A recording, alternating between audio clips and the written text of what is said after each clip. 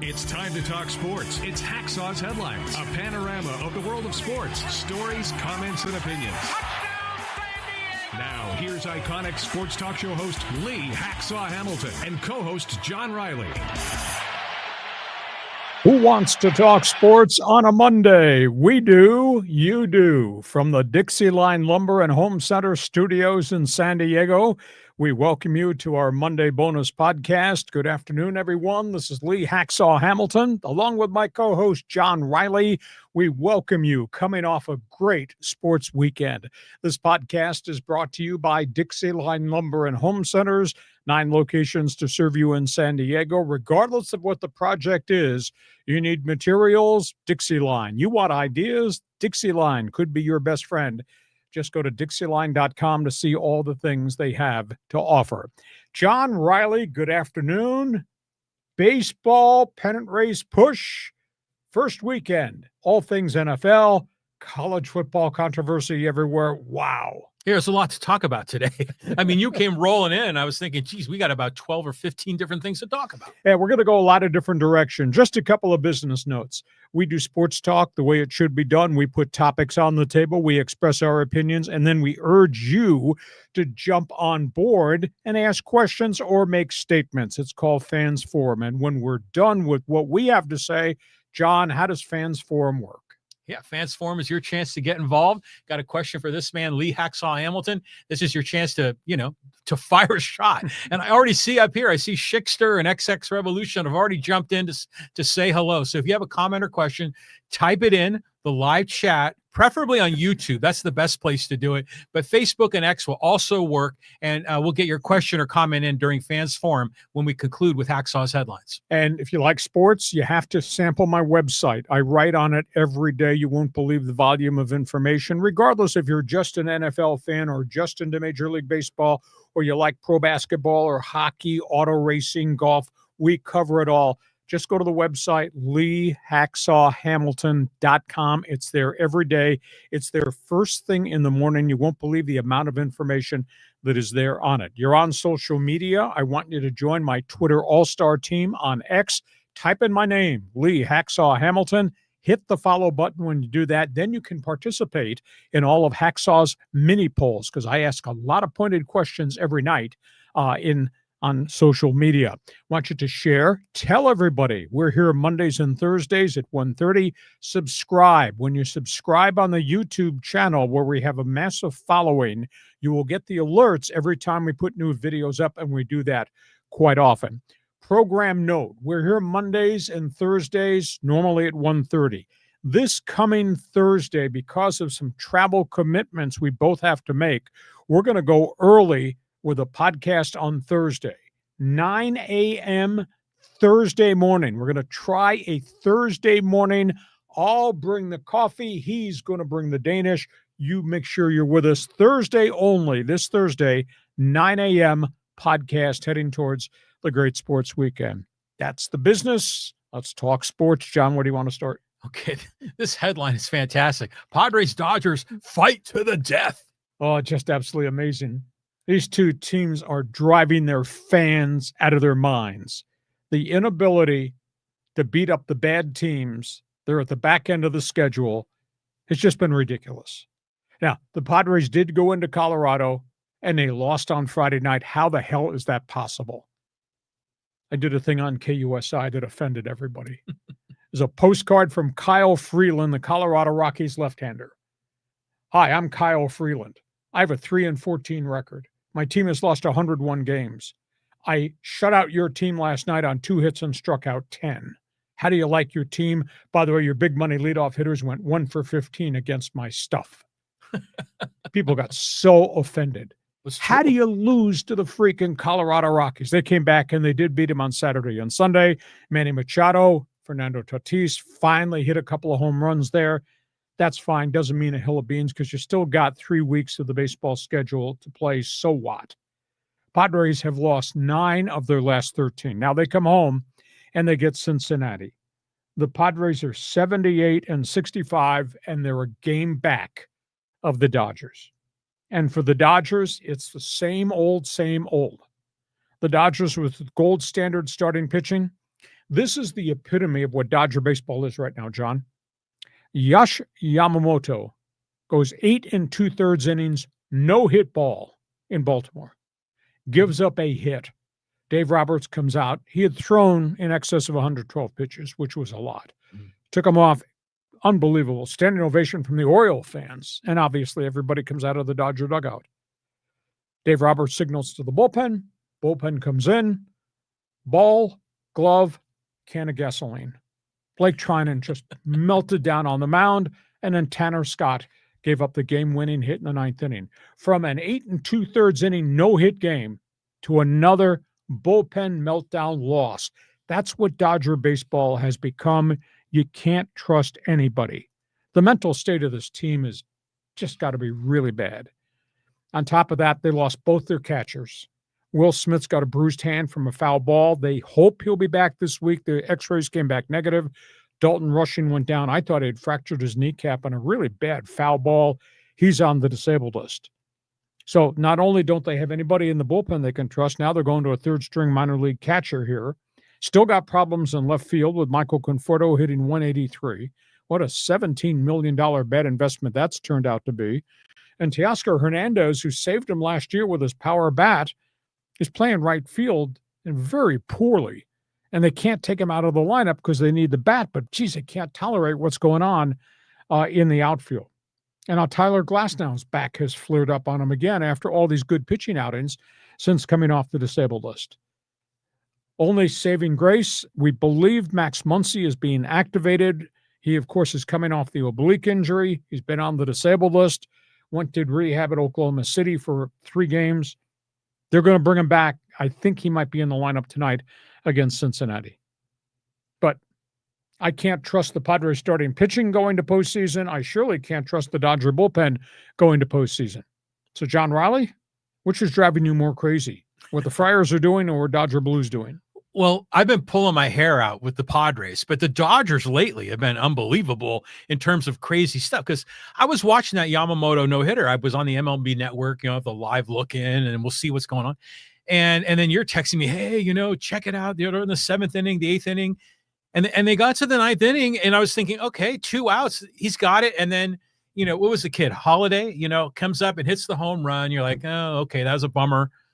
But clearly, they pull him. He had 110 pitches. I figure, okay, they're going to bring someone else in. They only need one more out. Nobody's on base. Game over. I turned it off. I went to some other game. And then you're texting me 20 minutes later, like they did it again. This time it was Tanner Scott who imploded. And I'm like, oh, my God. I mean, it's just brutal. I mean, if you're a Dodger fan and, potentially losing Will Smith, I mean, that guy's hella good.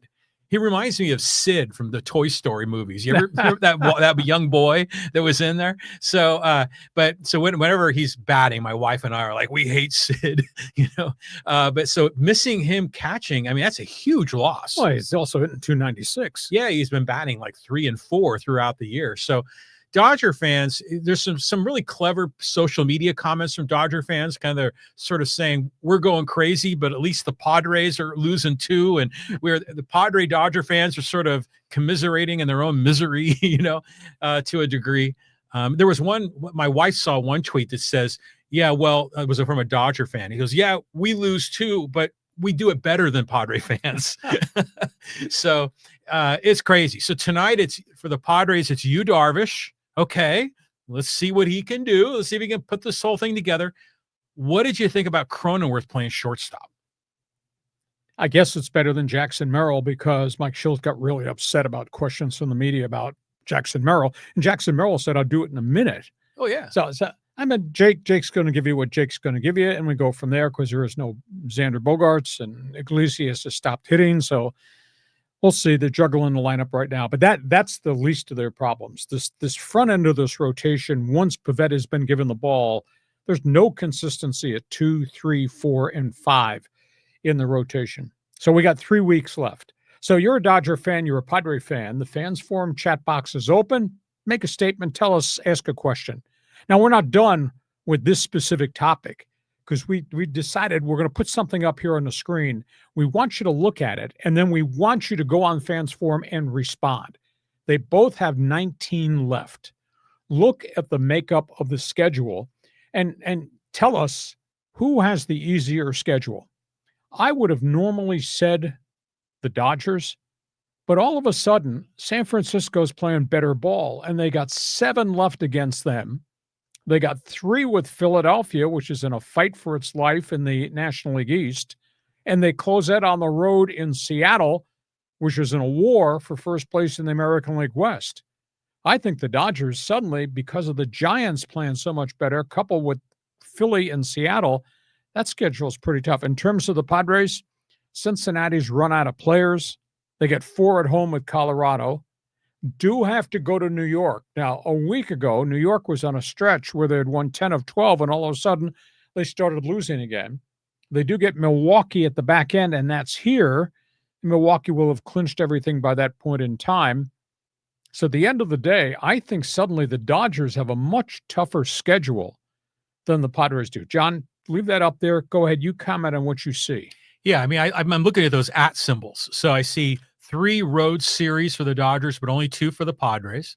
And you're going to get Milwaukee at the end, but at least that's at home. And Milwaukee maybe will be on cruise control by then, if all goes well for them in the NL Central. I remember in the early part of the year when the season started, we were looking at that last series, Padres-Diamondbacks, thinking that would be a fight for a playoff spot. Yep. But that's not turned out to be that. But I agree with you. I think right now that Padre run looks a little bit easier than the Dodgers. Okay, so you're a baseball fan. Those are the remaining 19. They both got 19. It's going to be interesting. But you can't believe in anything. Who do you believe for the Dodgers? Do you believe the gold standard rotation? Do you believe the Dodgers are going to suddenly start hitting again like they did the first month of the season? Do you believe in the Padres starting rotation? And do you believe the Padres are going to start hitting home runs when they haven't hit home runs at all?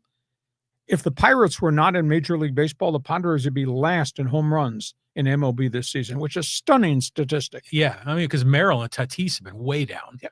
So feel free. Fans Forum chat box is open. Jump on board. Who has the tougher schedule, the easier schedule going forward?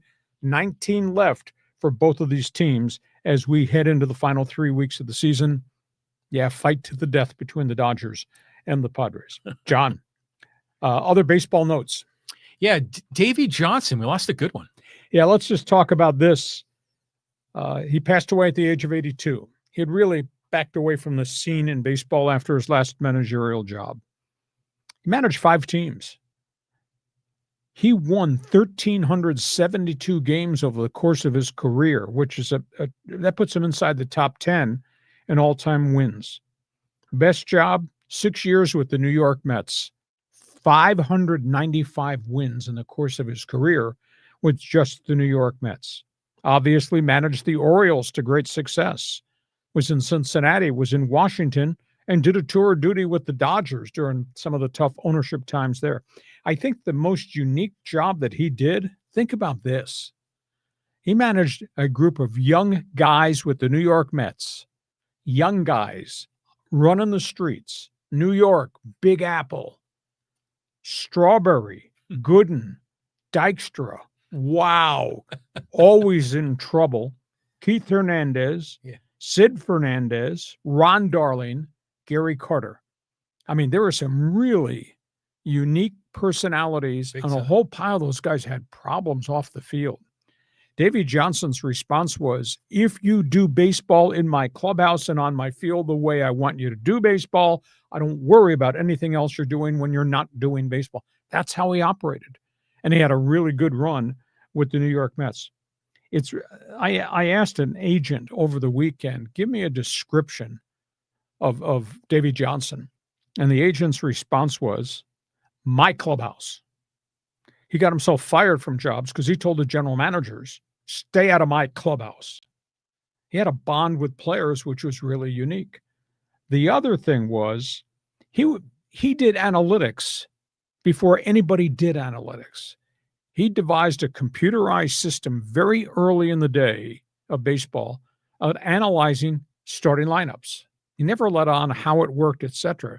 But I was told by an agent that he was forward thinking in an old school style of baseball.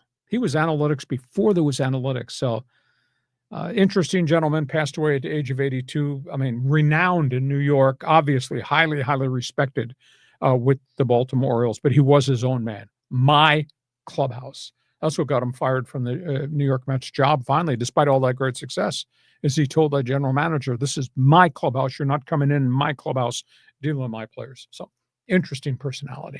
Yeah, I think a lot of baseball fans think of that 86 Mets team and all the drama that went around with that championship run. But I have kind of a weird connection with Davy Johnson because I remember as a kid, I had his baseball card. Sure. And he, at the time, was playing for the Braves. He had 43 home runs one year. That's it. Yeah. See, and I remember, like, when the baseball card shows all the stats, and there's usually like a 2-sentence blurb about like a bio comment about them. And it was, he was one of the only team that had 3 guys that hit more than 40 home runs in a season. Wow. And it was Hank Aaron, Davy Johnson, and Darrell Evans. And what made that stick for me is that eventually, I was a Giants fan as a kid, and Darrell Evans came to play for the Giants. And I was like, oh yeah, that's the guy with Hank Aaron and Davy Johnson. And so that was always who I thought of Davy Johnson. Then he has the great run as a manager. But yeah, he's in his 80s, really. So, Davy Johnson credited Hank Aaron with adjusting his swing to put more power in his stroke. And that's how he hit 43 home runs that season. He'd never done it before, really never ever did it again. Okay. Yeah, right on. That's a good teammate to have. Yeah, very much so. Mm-hmm. That's all things baseball. So baseball this week is talking, mourning, and remembering Davy Johnson. Very unique personality. That's all things baseball. You got a comment? Fans Forum chat box is open. Pile in here. Tell us what you think. We go from that opening weekend of the NFL football season. Boy, have we got a lot to cover. We do. And then with the Chargers-Chiefs game in Brazil was something. Friday night. Think I'm catching some crap over this statement. End of an era in the AFC West. The Chargers just took apart the Kansas City Chiefs. That was a statement victory for Justin Herbert. Throws for 318, rushes for 36. He outgunned Patrick Mahomes. Mahomes carried that thing physically and emotionally on his back, just didn't have a lot of help. Mahomes threw for 258. He ran for 56. Quentin Johnston, at least on one game this season, that was pretty dominant for him. 2 touchdown catches. Let's just see if he can continue to do that. Ladd McConkey, the return of Keenan Allen. Between them, they caught 13 passes. And they also had some big gains when they threw to the tight ends, and that's what these tight ends are going to be part of. John Alt, starting left tackle. Mm-hmm. He made Chris Davis, the defensive tackle, disappear. Cool. Did you ever see Chris Davis's name mentioned at all during the course of that Friday night game? No. Not really. And the young running back, Omani Hampton, north-south runner, pounded, bounced off people, showed balance, did not fumble the football, didn't bust anything, but he wound up with about 50-plus yards rushing. He was consistent and a physical force. I think the Chargers got a little bit lucky there. Teair Tart, I thought, should have been thrown out of the game. I don't care that was an open hand slap to the face mask of Travis Kelce, who got under her skin. That was an attempt to blow. I thought he should have been ejected. Tart came back and deflected 3 critical passes in the course of that game, most of them in the second half. Kansas City, please tell me why Jawan Taylor is still your right tackle. 4 more penalties. Most penalized right tackle in the league the last 2 years. Why is Andy Reid still playing this guy? Big guy, big stiff. I thought Josh Simmons hung up really well, handled the blitz well at left tackle, the ex-Aztec Ohio Stater. Chiefs, though, no running game whatsoever. I thought the play calling was weird. How can you have Travis Kelce going against Charger linebackers who historically don't do well in coverage, and you only target him twice in the first half of the game? That was weird. That made no sense to me at all. Felt really bad on that first snap from scrimmage when Xavier Worthy, who is their big play wide receiver, went down with what is now a dislocated shoulder. But you know what? They ran a pick play, and Worthy put his head down. He ran into Kelce. He ran into his own guy on an illegal play, and he got hurt there. So he got taken out by friendly fire. I don't know where Steve Spagnuolo's mind was. You had a Charger offensive line that had so many different moving parts, and the right guard was in and out of the game because he was sick. Where was the blitz package?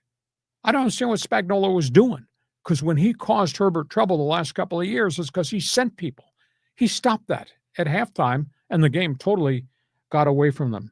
So I think Kansas City is really a team in trouble, and I don't know how Andy Reid's going to gather this thing back. He's got Mahomes, there's no doubt about it, but there's so many other deficiencies now with this team that they're just a team with a really good quarterback rather than elite team.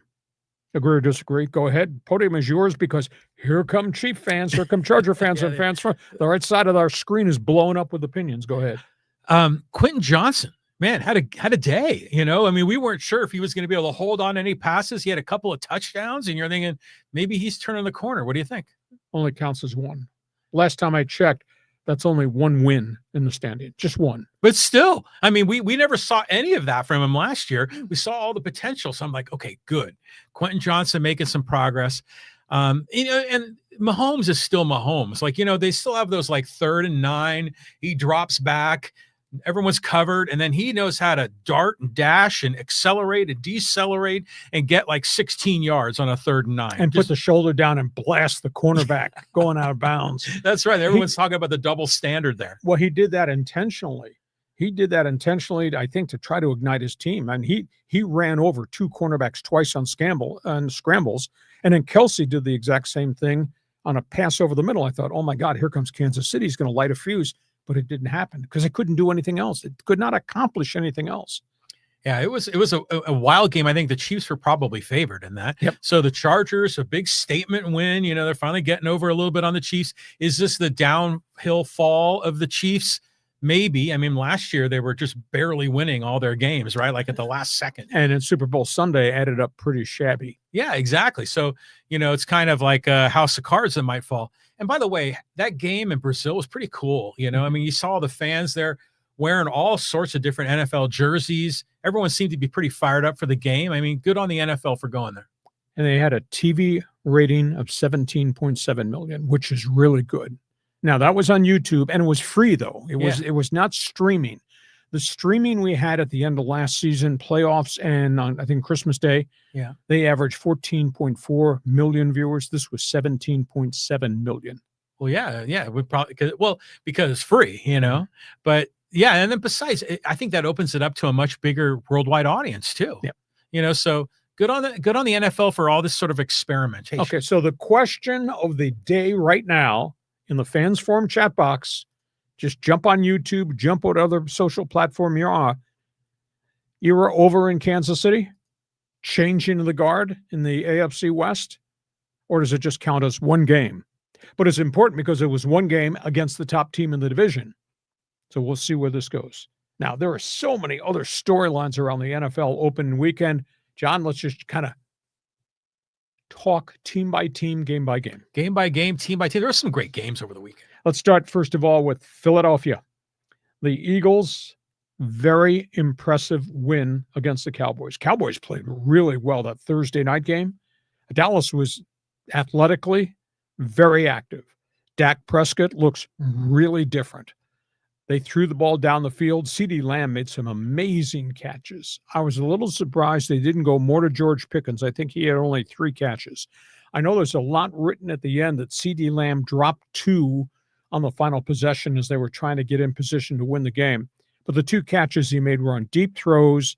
One, he had run a long route up, in, across, and the ball was right there, but he was going 100 miles an hour trying to maintain his balance. It tipped off his fingers. The other one, there was a collision just as the ball got there. I thought Lamb played well. They ran the ball much better than I thought they did. And again, Dallas has added running back, so maybe they're going to be better offensively. And even though there was no Micah Parsons, I thought their defense played really fast and really hard. So Dallas hung in there, but Philadelphia is Philadelphia, and Jalen Hurts. I mean, there's no doubt the Cowboys loaded the line to try to box in Saquon Barkley, but Hurts kept busting plays on him. He had so many runs. It was tremendously impressive. So Philadelphia is still the champion. Dallas played a lot better than I thought. Second one was the Rams. Rams-Houston. I knew this would be ugly because you had two defenses going after each other's quarterbacks. But at the end of the day, Rams won the slugfest. Matthew Stafford throws for 245 under enormous pressure and a touchdown. Puka Nacua, they couldn't cover him. 10 catches, 230. Rams defense, 3 sacks, pick, fumble recovery. And then Braden Fisk, of course, came up with a massive recovery at the 22-yard line right at the end of the game. Rams are for real. Houston, close, but they're not right now at the Rams level. Then we got what happened on Sunday Night Football. The Baltimore Ravens.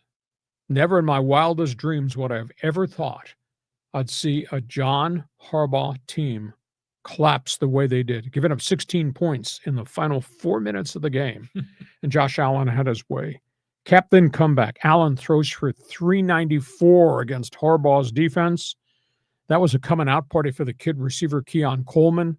He had 8 for 112. The ex-Charger Josh Palmer caught 5. Yeah. Physical mismatch, yeah.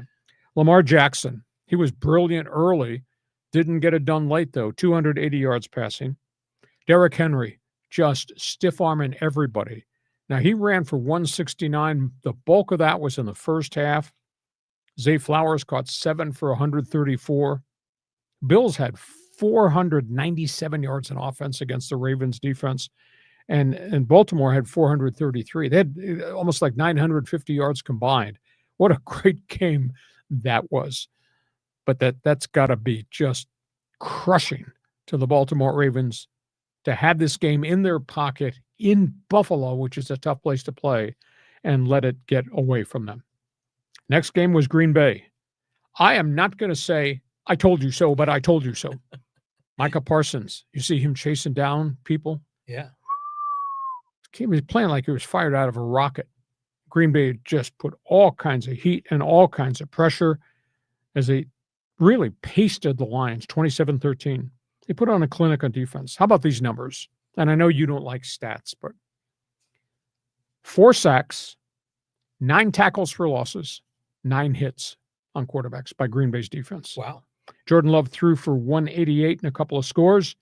Jared Goff threw for yardage, took hits, no touchdown passes at all. Talking about statement games.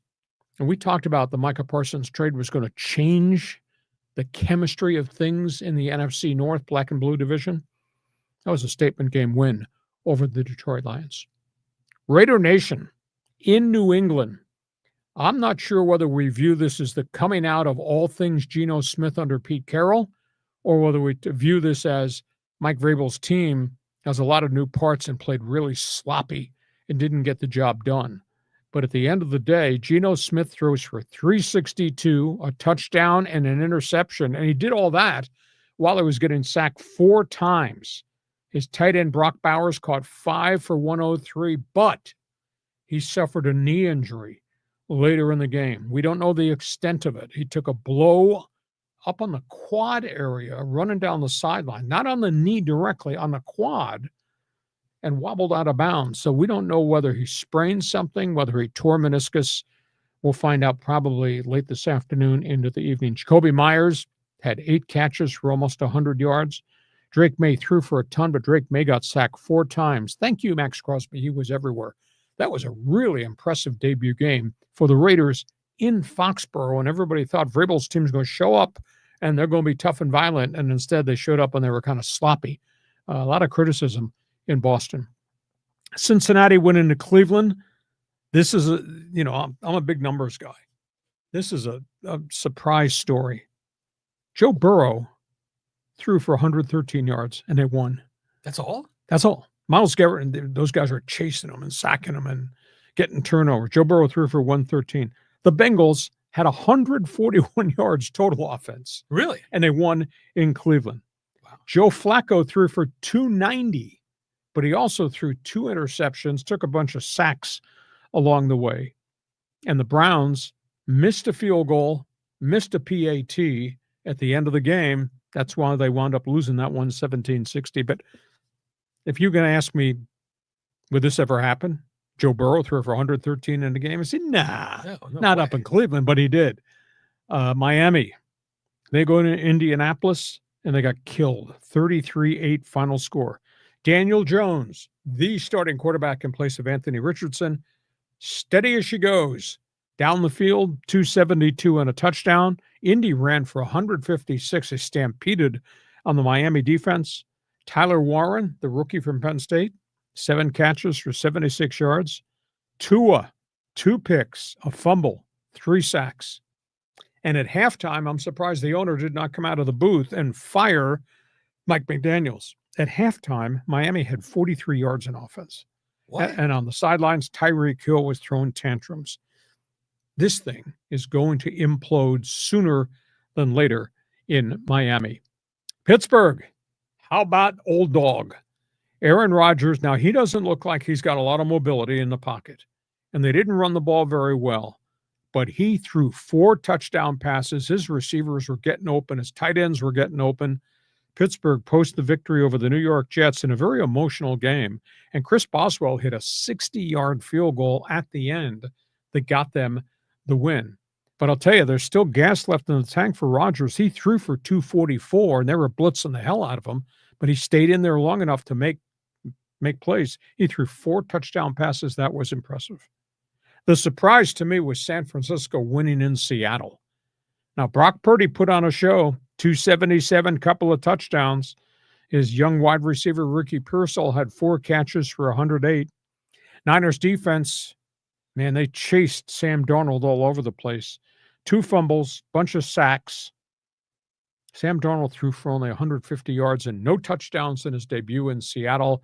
So that's now 3 straight games Sam Darnold has played really poorly after last year's great season in Minnesota. What happened at the end? What happened in the playoffs? What happened in the first game in Seattle? They're talking about that. And in Denver, they beat Tennessee. Broncos defense, number 1 ranked defense, 6 sacks, 6 tackles for losses. Bo Nix didn't have a great game. They exposed him. Tennessee's defense caused him problems. Bo Nix threw a couple of picks, had a fumble also. But at the same time, Cam Ward just struggled. Threw for 112, no scores at all. He couldn't even manage the game. He was under such heat. So that's the first weekend in the NFL. Winners win. Unbelievable comeback last night by Buffalo. Old dog does what he does. Trouble coming in Miami. Go ahead, John. The floor is yours. Pick a team, pick a game you watched, followed. Give me a comment. Yeah, there's so many good games over the weekend. I mean, it was just a great lineup. So just a few comments. That Ravens-Bills game was fantastic. It was so entertaining. And again, you know, I've made the comment before about Justin Herbert reminding me of Michelangelo's David, you know, this perfect athletic specimen. Josh Allen is that too. And when you see Josh Allen hitting shot bombs downfield, that ball is like a perfect trajectory. It just looks like art, you know, when that ball is flowing through the air. But Derrick Henry was in beast mode. That dude was breaking tackles, running, you know, 50+ yards. I mean, it was it was amazing. So it was a great game, and I'm happy for Josh Allen, you know, because of his upbringing, and he wasn't on the radar of big D1 schools, and he came out of high school. So I like seeing him have success. Pete Carroll is a difference maker in Las Vegas, don't you think? Well, Geno Smith's a difference maker too. Now, Ashton Genty did nothing. There's no holes. This offensive line is still a problem. Well, I just think that, like, you know, the whole energy is different when Pete Carroll is there. I mean, compared to who was that last coach that we had? That Antonio Pierce. Antonio Pierce, who always kind of looked kind of, you know, street guy. Yeah. Pete Carroll is totally different. I hope Brock Bowers does not have a major knee injury. Yeah, because he's a major part to that package. Geez, the 2 tight ends on that team are unbelievable. Yep. The Steelers game was interesting. For number 1, Justin Fields played a lot better than I expected. You know, he did all right. But to your point, you said that Aaron Rodgers throws off that back foot, you know, a lot. And remember, they usually condemn that, you know, quarterback coaches, you know, TV commentators said, "Oh, don't throw it off your back foot. You know, you're going to get intercepted." And that's all Aaron Rodgers ever did. Well, they were blitzing, which meant single coverage on his receivers, and his receivers were running great routes and getting open. And, you know, the Jets never got out of the blitz. Did they pressure Rodgers? Yes. And Rodgers struggled with bodies around him moving. But yet there were some times he hung in there, knew he was going to get popped, but he saw his guys crossing the field, beating single coverage, and he was throwing lollipops, and guys are just running under it. Yeah. I was very impressed. What's his name? DK Metcalf? Yeah. I mean, he looked good. Yeah, big brute of a wide receiver, and he's got the 2 tight ends. And this young kid, Austin, was beating the coverage all the time. You're going to blitz? No problem. One-on-one, me in that corner, good night now. Good night now. So, yeah, it was interesting watching all these games. Like, the schedule makers did a great job. Well, it's all about TV ratings the first week. I bet the TV numbers are going to be through the roof. Oh, for sure. Towards the moon. That's all things NFL. That's the first half of this podcast. This podcast is brought to you by DIXIELINE Lumber and Home Centers. We got 9 locations to serve you. I like to use the word checkbox. Check off this box about what DIXIELINE means to you.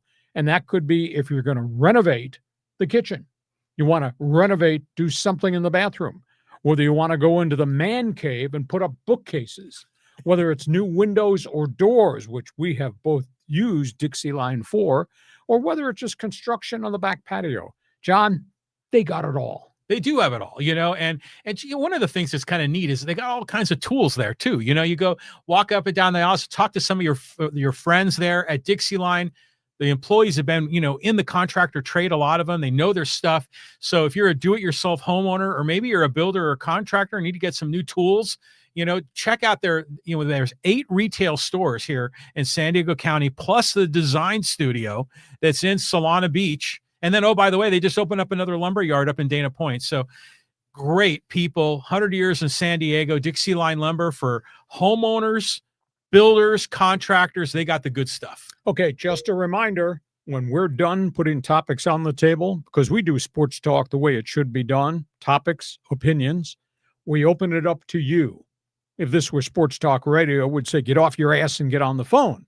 Instead, because we're on a brand new medium, we want you to join this podcast, people, by joining us in the Fans Forum chat box. And John, how does that work? Hacksaw going digital. Okay, so if you have a question or comment, we see a lot of folks here that are already piling, a lot of our good friends, Angel and Callan, but I see Royal Sports, that's a new name. I see Angel and Casey and Emmanuel and who else? John, that's a new John, never seen before. Showtime is in there, so is Todd. So if you got a question or comment in the world of sports, drop your take in the live chat on Facebook, X, or YouTube. Will get you involved. Reminder, if you like sports, I want you to check my website. I write on it every day. Make it a point. First thing every morning, punch it up, LeeHacksawHamilton.com. You won't believe the volume of information about every sport there is.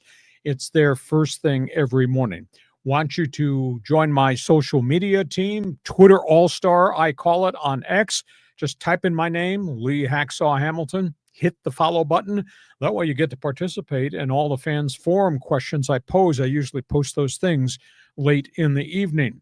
Also want you to share. Tell everybody we do Mondays at 1:30, Thursdays at 1:30. Subscribe. When you subscribe, you will get the alert every time we put new videos up on the YouTube channel, which we do quite often. Now, a program note. We've got travel issues this weekend. Thursday, instead of being on at 1:30, Thursday, we're going to experiment. Coffee and donuts with the dummies. We're going to do Thursday's podcast at 9 a.m. on the live stream. Kind of an experiment to see what a different starting time would be like for you. So join us this Thursday only, Thursday at 9 a.m. Lots of reasons for you to be on this podcast, and of course, invite you to tell all your friends. Okay, John, we move on. Second half. Here we go. Here we go. Some Southern California college football. Let's talk about what happened over the weekend, and we'll start with the Aztecs, and they got walloped at Washington State. San Diego State got beat at their own game. Speed kills. Washington State just ignited their jets, and they did things offensively that they had not done in the first game against Idaho, and they torched the Aztecs. And the Aztecs did some things that have now become commonplace. Long droughts with the offense where they couldn't move the ball. All of a sudden, chunk plays against their defense, and the whole thing caved in as San Diego State wound up losing. They gave up 400-plus yards to Washington State. Cougars scored 29 points in a row after the Aztecs had taken an early lead. Cougar defense had 3 sacks, 7 tackles for losses. Jaden Denegal just really staggered. End of the day, We need patience with young quarterback. That's the only explanation. The only way he's going to get better is he's got to take all these reps, go through the fires of hell at quarterback, and learn from it. So he's got this year, he's got next year. You see a little bit of flashes, but then you see an awful lot of inertia too. He just really struggled.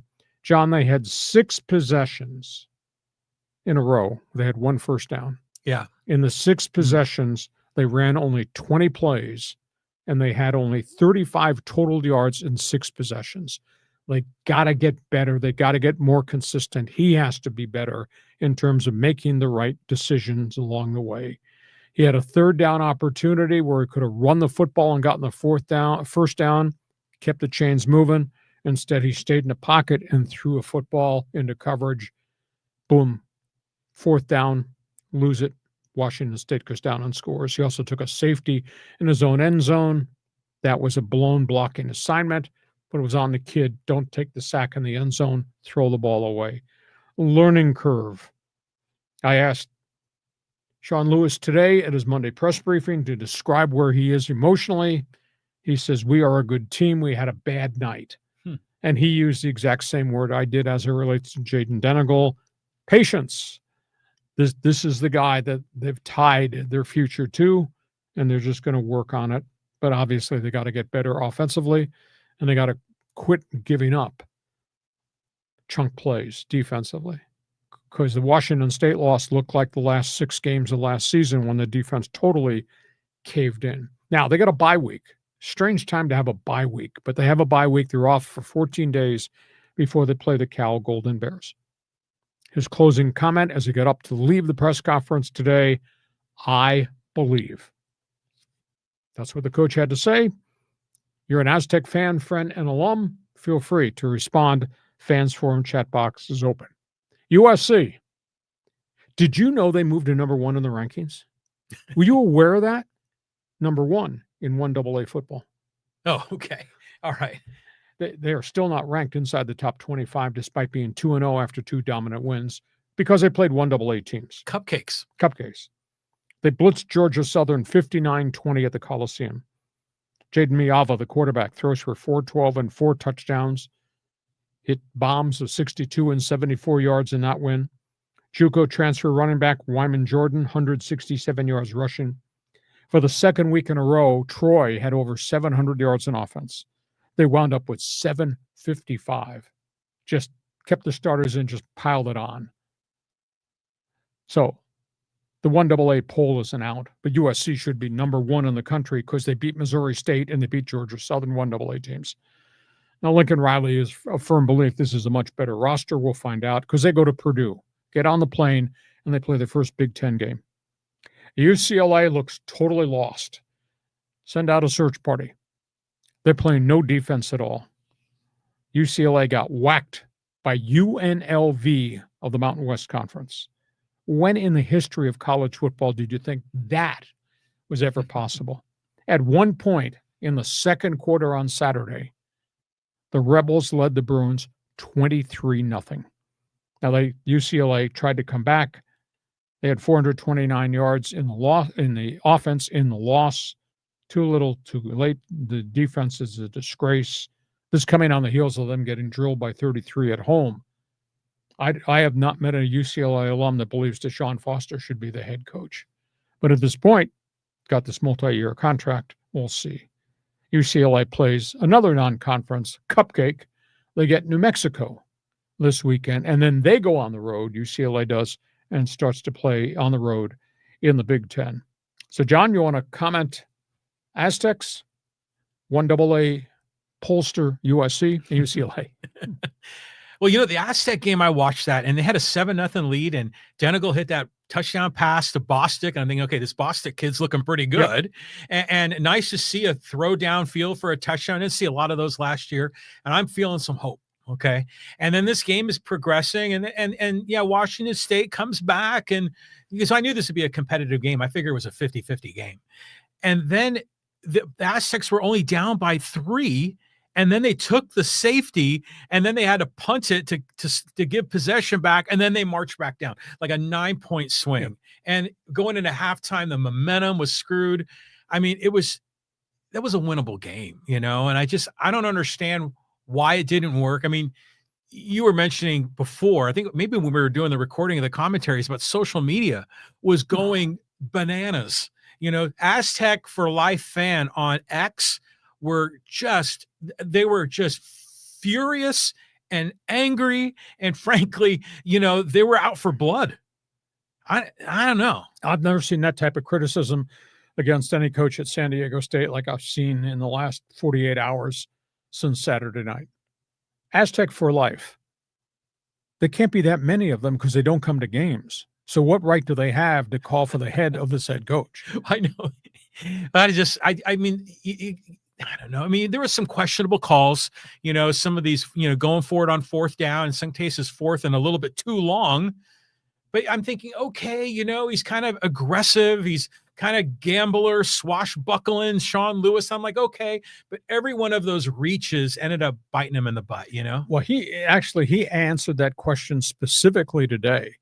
And he said, if I'm sitting here at 4th and 5 in a game that's kind of lopsided, and I decide to punt it away, he says, that's going against the grain of who I am and what we stand for, which is ultra aggressive. We're going to go for it. Now, they're not getting it done right now, but that reverts back to kid quarterback. Okay. So that reverts back to, I'm invoking, pulling out of my pocket the word patience. Let's just give Jaden Denegal a chunk of time. Aztec fan, feel free to respond to that. You have any critique of the scheduling at USC? Yeah, I mean, it's just, that's why I have to ask you, who did they play again? Because I don't keep track of the 1AA guys.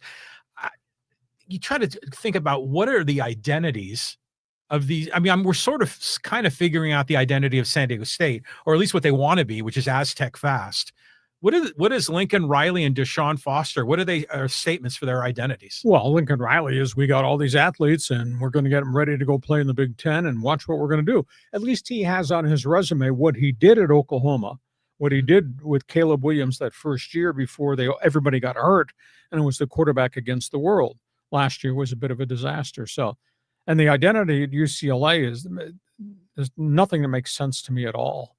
Deshaun Foster looks absolutely in over his head as a head coach. His roster is deplorable on defense, and poor Bruins fan. And there's nobody going to the Rose Bowl. There was a sidebar story. The LA Times over the weekend did this investigative piece about them announcing how many are going to the games. They announced 37 and there were 25. And they had games at the end of last year where they announced 25 and there were 12. 12,000 in the 77,000 seat Rose Bowl.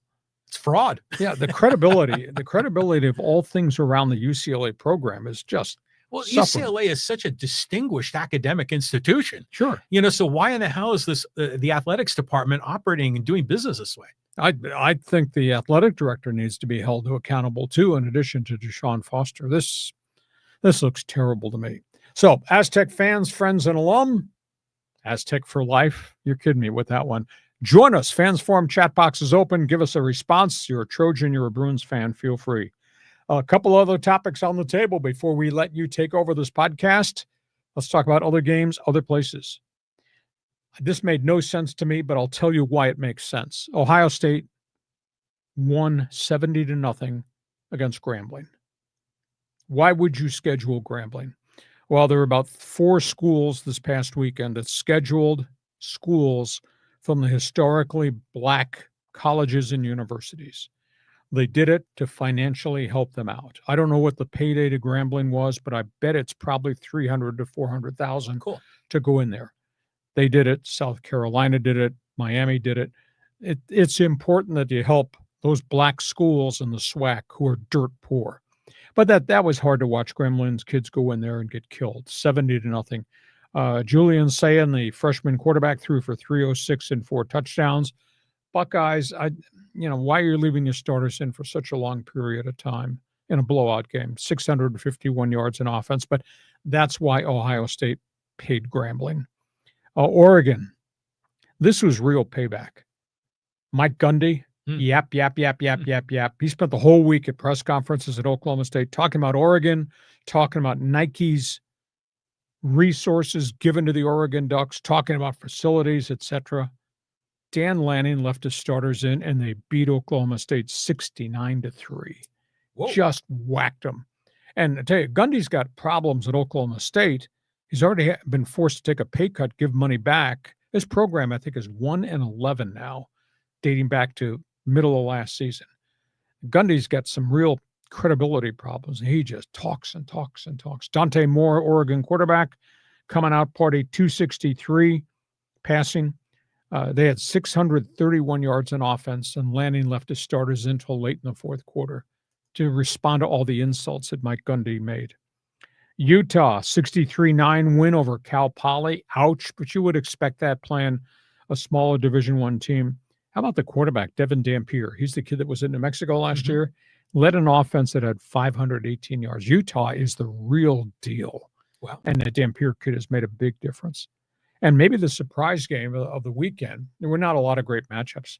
Fresno State ran the ball down Oregon State's throat and beat them 36-27. Dogs had almost 200 yards on the ground. Oregon State's quarterback, who is a transfer from Duke, Malik Murphy, he can throw it all over the place. Malik Murphy threw for 372 and 4 touchdowns, but they didn't play a bit of defense. Oregon State gave up 520 yards defensively. So Fresno State, statement game, Bulldogs going into the Pac-12, and they do this to a vested Pac-12 school. I mean, they just punished Oregon State. And a lot of unhappy people up in Corvallis, Oregon right now. So those are some of the other games around college football. Yeah, the schedule wasn't as interesting as week one, but just a couple of quick shout outs. Cool to have Grambling State out there with Ohio State, because the two marching bands, and I think they had a cooperative halftime show. And then after the game, they had like a jam session amongst both squads. It was cool. And so I'm happy for them there. The Fresno State, Oregon State game, I watched most of that. And the Oregon State's like special teams completely just blew up. They were down to they lost their 2 long snappers. The third guy could barely snap, but he'd done it for the first time that day. And they just kept fumbling and bumbling in their special teams. And it ended up giving Fresno State the chance to win. And it was cool because this is like the coming together of the Pac-12 and the vision. So maybe some new rivalries are formed. I mean, for Fresno State to run for 200, almost 200 against Oregon State. Wow. Yeah. Trent Bray, the Oregon State coach, is under a lot of heat up there in the Pacific Northwest. He looked pissed. Oh, really bad time. So that's all things college football. Feel free if you want to add some comments. Fans Forum chat box is open. Let's talk some hoops. Hoops. This has got some WNBA news. Yeah. Her name is Angel Reese. She's the one on the left-hand side. She is a really good player on a really bad team, Chicago Sky, and she got suspended. She had a meltdown at a press conference, and she ripped her teammates. She ripped the front office of the Chicago Sky. Her comments are, we need a point guard. Comments, we need to get some great players in on this roster. Comments, I am not going to settle for the same bleep every year in Chicago. And by the way, I am not a 16-31 player. That's the Chicago record. She got suspended by the organization. Angel, yap. This really bad. Caitlin Clark is done for the season. Indiana Fever. She had 3 different injuries. She might be facing surgery. They're not sure. It's a chronic groin injury. She was out 7 weeks, and they finally made the determination with a week to go on the season she can't practice, and we're not even going to risk trying to play her in postseason play. It's too bad because the TV ratings of the WNBA have gone down like 33% since she's been out. They're still watching the games because there's still a lot of great players, the one in Dallas and obviously the one in Chicago and a few other places. But so I don't know whether they're going to have perform surgery, but Caitlin Clark has got this groin problem, just never healed because she aggravated it a second time. So that's all things WNBA. Yep, I like we're covering the WNBA. Yeah. And like when I'm channel surfing on a Saturday morning, sometimes it'll pop up and I'm like, oh yeah, because there's some interesting characters in the WNBA. It's called personalities. Yeah, and Angel Reese is definitely one of them. And she's young. It's kind of like when I just think about like the post-game interviews of like Manny Machado on the Padres, and he's got the whole pro, shtick down when he's talking to the media. Like coach speak. Like it is like coach speak, but I think, behind closed doors, you can start yapping about, we need a new point guard. I ain't a 16 and 31 player. You can't do that in front of the media. So I think these players need to grow up. They need to mature, and unfortunately for journalists, you're going to get some of the coach speak, but that's the right way for them to handle it. Okay. That's all things basketball. Feel free to be part of it in Fans Forum. Let's go to hockey. Hockey hotline. This is a good guy passed away. This guy was a great guy. This guy is cut from a different cloth. Ken Dryden, legendary goaltender, Montreal Canadiens, passed away. Very private person. What this guy accomplished as a player, what he accomplished as a person, what he accomplished as a citizen, absolutely amazing. Ken Dryden won 6 Stanley Cups during the heyday of the Montreal Canadiens. He was the first of the big goaltenders. You turn on your TV and watch NHL hockey now, and they got all these guys that are 6'4", 6'5", with all the pads and the skates, monstrously big. Back in his day, 60s into the 70s, the average goaltender was 5'6" or 5'8", 5'9". Ken Dryden was 6'4". Oh. And he was just monstrously big. He was the first big goaltender. Cover the whole goal. In the league, exactly. But he was great. Played on a great team with Montreal. He had a record, get this stat, 258, 57, and 74. That was his career one-loss record with the Montreal Canadiens. Wow. He was a Canadian who came to an American college. He went to Cornell University. He backstopped Cornell, he's an intellect, to the NCAA championship. Cornell's never, ever done that since. And then he obviously went to Montreal, an independent thinker, walked away from the game after 9 years, got into TV commentator work, really astute. I mean, talk about intellect in the booth. Yeah, Ken Dryden. Then he left that and became a lawyer. Then he became a player agent. Then he became a university professor. And then he ran for parliament in Canada. Renaissance man. Exactly. You talk about life well lived. Yeah. And he was so respected by so many people. He lived a full life. By the way, he was the color analyst with Al Michaels, Lake Placid, Winter Olympics, 1980. Do you believe? This man accomplished so much. I interviewed him one time. He was astoundingly intelligent. Great man. So Canada across the provinces are really mourning him. He was not just a Montreal Canadien, but he was special to the entire country because of all the things he accomplished, all the things on his resume. I was so saddened to hear it. A very private man. Nobody knew that he had cancer. His closest hockey friends didn't know it. He went quietly and suddenly at age 78. A hell of a guy. What a story. Yeah. It makes me think of, there's been a number of athletes, pro athletes that have gone into politics. I'm just thinking off the top of my head, like Bill Bradley or maybe Steve Largent.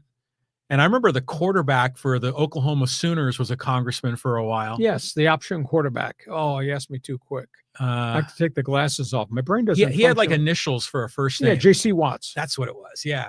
And so what about, what's the guy's name? Was it the baseball pitcher? He had he wrote a book. It was Jim Bunning. Wasn't he in Congress? Jim Bouton. Bouton. Okay. No, I don't think Jim Bunning was in Congress. Jim Bunning was a very successful pitcher too. No-hit pitcher with the Phillies and Tigers, and he went to Congress. Yeah, but didn't Jim Bunning write a really famous baseball book? The Bouton was the one that wrote Ball 4. Okay, that was a different. Okay, I'm getting my guys mixed up. But anyways, it's just neat to see because at one point in my life when I was really young, I mean, I would see these athletes on the field.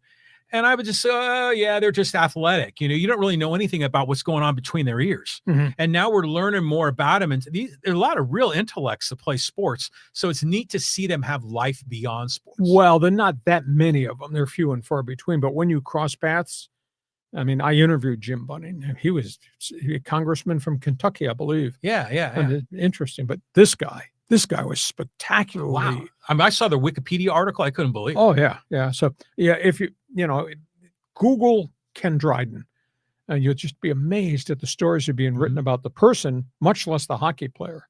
And obviously, he was a great hockey player during the era of the Flying Frenchman, Le Bleu Blanc Rouge. That's for the Montreal Canadiens. Jean Beliveau, Montreal Canadiens, through the Guy Lafleur, Montreal Canadiens.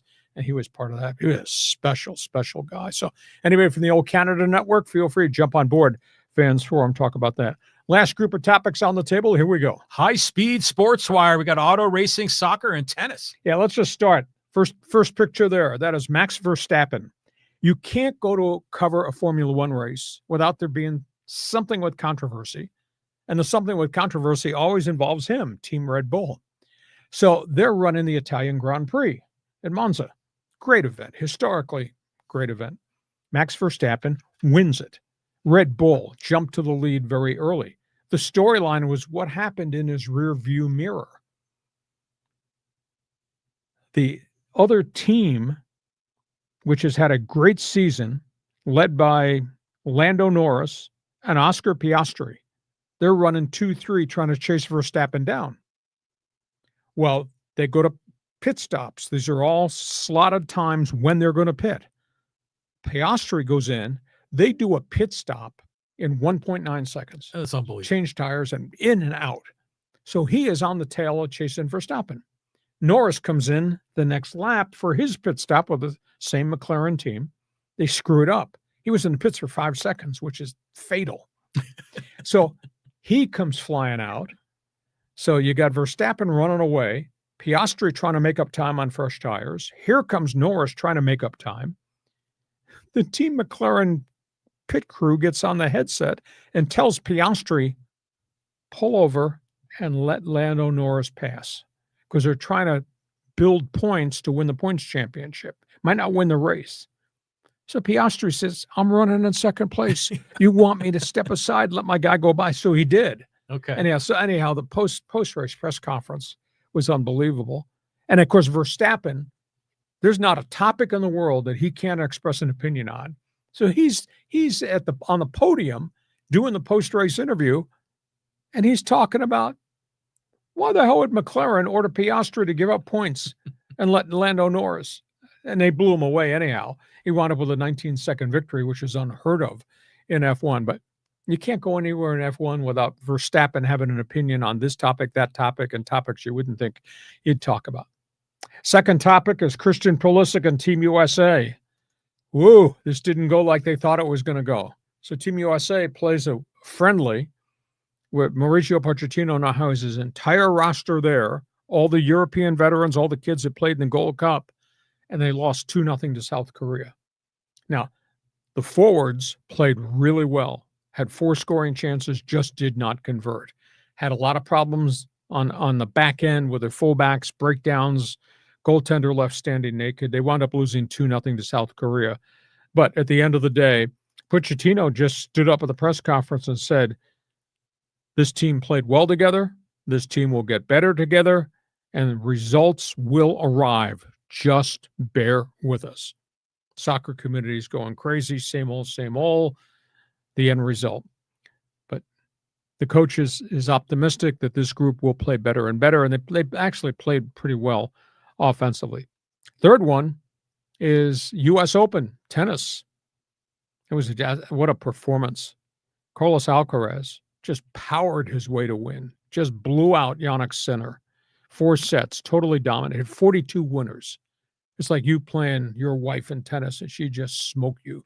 He had 42 winning shots. He ran them all over the place. He's beaten them 7 of the last 8 times they've played, and these 2 guys are obviously now the best 2 globally on the men's side. It was a pretty good U.S. Open. Djokovic got into the semifinals and he got wiped out despite as hard as he played, but at age 37, 38. But Alcaraz has just arrived as the next superstar on the tennis circuit. So ask a question of Max Verstappen. I'm sure he'll tell you something you don't want to hear, but go ahead, pick a topic. Well, here. Just those 3 guys. I mean, those are 3 dudes right there, Yep. and, it's just the whole soccer thing. I mean, losing to South Korea. I mean, there's some trouble with the U.S. and South Korea these days in the news. So maybe a rivalry is forming. But I'll say this, the U.S. Open is one of the greatest tennis tournaments, and one time, and this is like, I don't know, 30 years ago. I was doing business in New York, and we got to we said, we got to go to a Mets game, and we went to Shea, but we got there early, because our business wrapped up sooner. So we walked across the parking lot, and that's where the U.S. Open used to be. Yeah. Yep. And Flushing Meadow. And then we went in, and we were able to kind of climb into the structure to get to the top. We couldn't get into the seating area, but from the very top, it was like so steep, going down to this little tennis court right at the very bottom. And I was like, oh, it's pretty cool.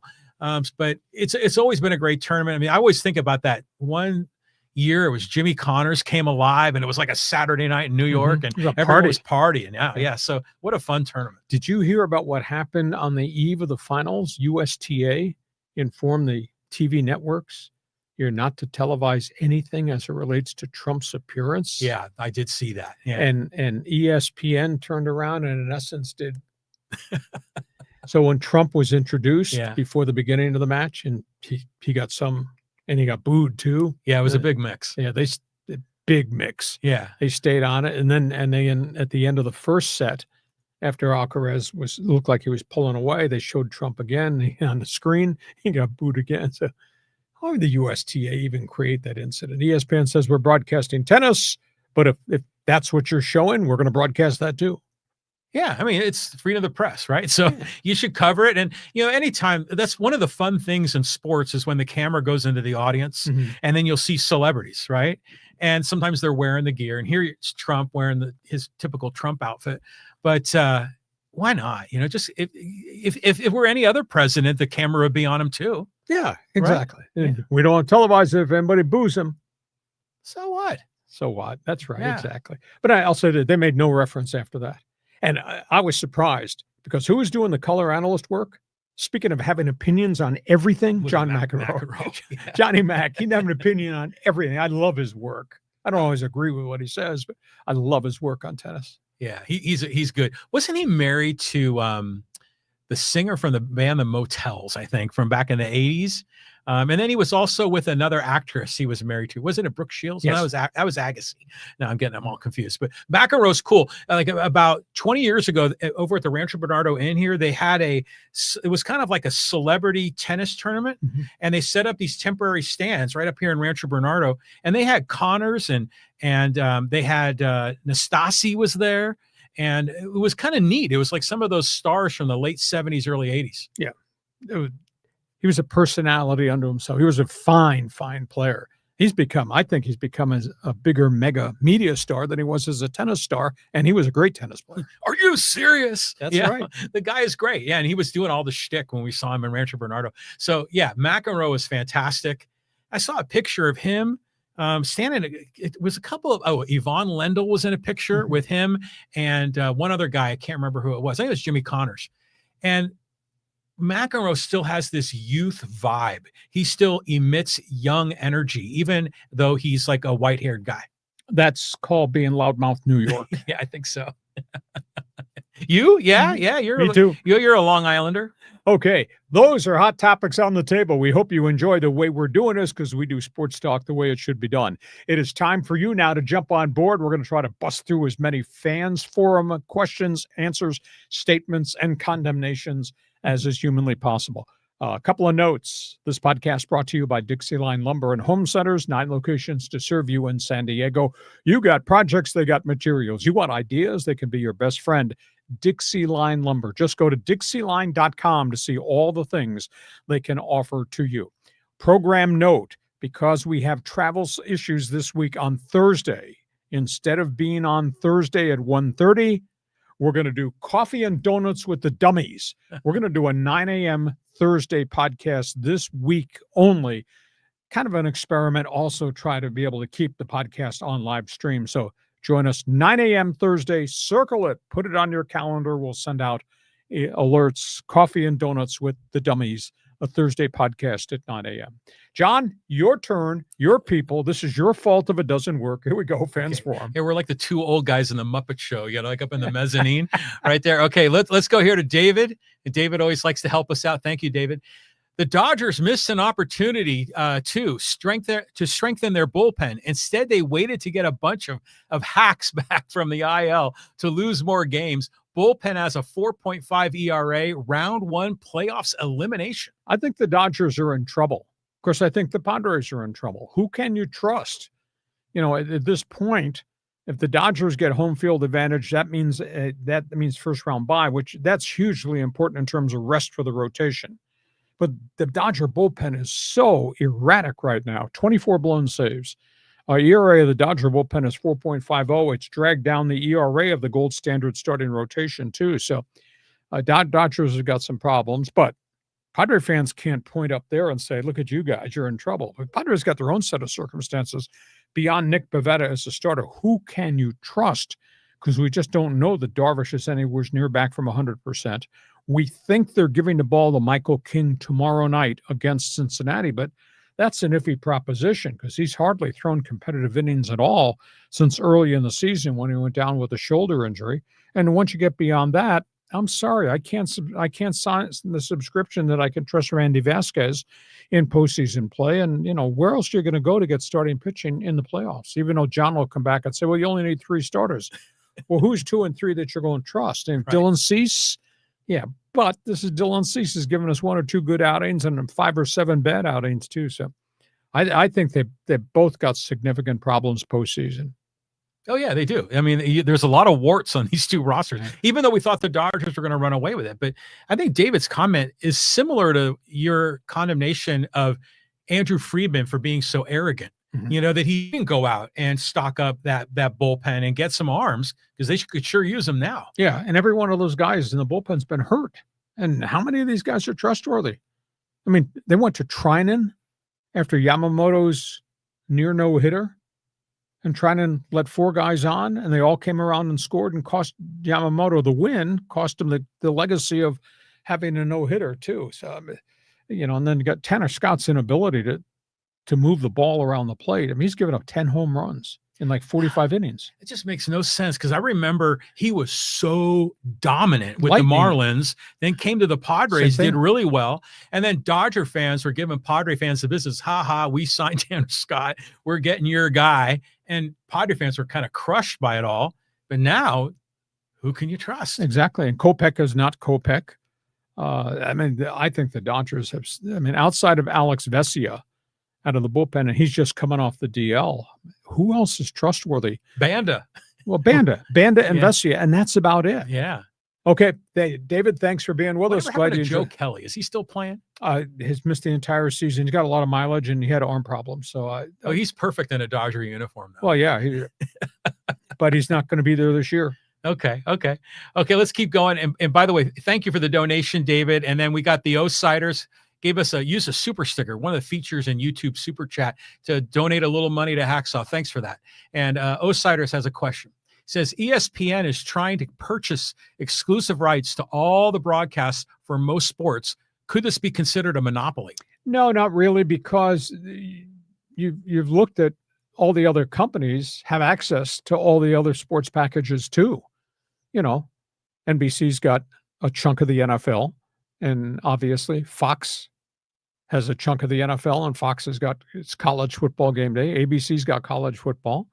ESPN is obviously trying to expand and go in different directions. I mean, if they controlled it all the content, you'd say, yeah, but they don't. And now it's streaming. You got all these other factors coming in where I want this piece, I want that piece, etc. So no, it's not a monopoly.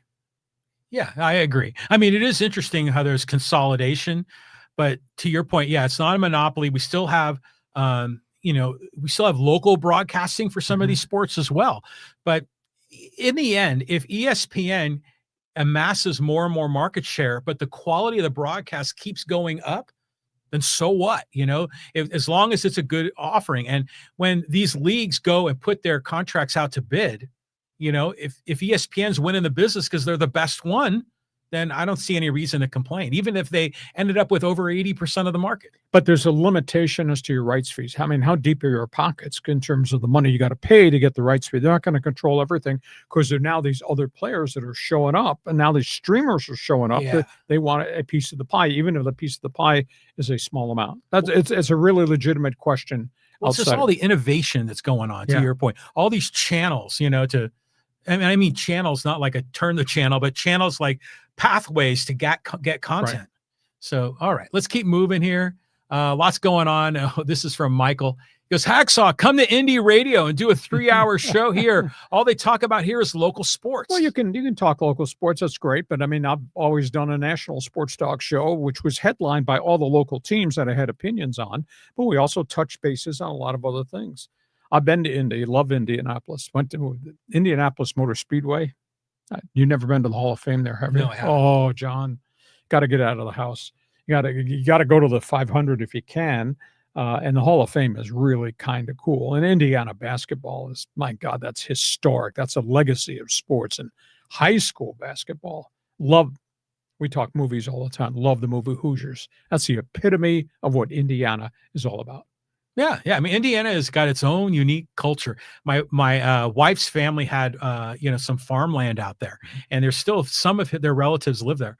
But when we drove through Indianapolis, I mean, the big highlight for us was to go to White Castle because I had never had that before. And but it was a cool vibe in town. But yeah, that deserved a lot more time and attention for us. Yeah, it's a great it's slice of Americana. Oh, big time. Thank you, Mike. I hope you become a regular. Spread the word about what we're doing. Okay, let's go here to John. And this looks like a new poster, new caller. Hey, how do you rate the Saturday Dodger game on Cal Ripken's 30th with other memorable Dodger games? By the way, tomorrow is the 60th anniversary of Koufax's perfect game against the Cubs. One hit, bet both teams. Well, forever emblazoned on my memory bank is Vin Scully's call of Sandy Koufax's no-hitter. 2-2 to Harvey Keene. Yeah, that's great. The Ripken anniversary home run trot when he broke Gehrig's record.